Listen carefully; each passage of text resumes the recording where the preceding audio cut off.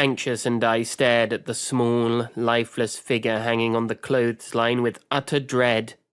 With open mouths, we rubbed at our eyes, hardly able to believe what we were seeing.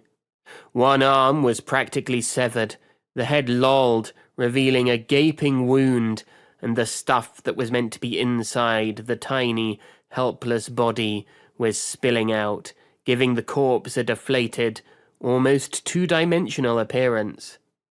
Anxious whined pitifully as he glanced at me. I shrugged, not knowing what to do. Shaking out his abject misery, my best buddy leaped and tore the tattered remains from the line. The head remained in place, pinned tight, but the torso ripped away. My joyous pooch shook his head manically from side to side, snarling, tail wagging merrily. But his joy was short-lived, as the stuffing flew everywhere and he got a mouthful.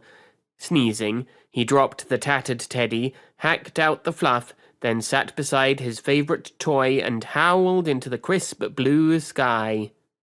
I told you to go easy on Sir Snugglington III. Now look what you've done. You murdered him. The cutest Jack Russell Terrier in the whole world, possibly the most adorable dog in existence, woofed at me, insisting I fix the miniature person he loved to shake about, pretending it was his foe, as well as snuggle up to at night when he fancied a cuddle. I bent and retrieved the various pieces, including the arm which had come off, gathered the stuffing and laid it on the table of my outdoor kitchen I'd finished setting up a few minutes ago.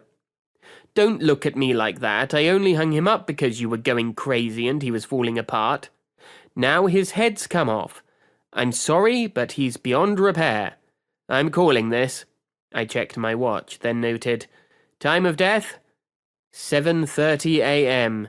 Anxious. Sir Snugglington III is deceased.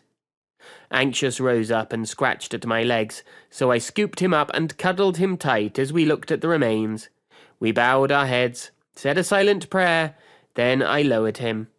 Thank you for the hours of play you gave my friend, I said solemnly.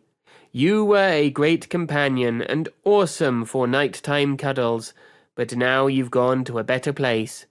You hear that, Anxious? He's gone to Teddy Heaven, where he'll be perfectly fine. Anxious wagged, his devoted eyes locked on me, ears pricked so he didn't miss a word. He stood, then sniffed around the various stacked containers, containing everything I needed for our brief stay at the comedy festival. When he didn't find what he was looking for, he returned to me and barked, ears bouncing. I don't have his replacement. I didn't bring another Sir Snugglington with me. He was the third, so now we need the fourth. The pining dog barked in agreement. I know you want him now, but I think the spare, his successor must be at Min's. Another bark, this time more insistent.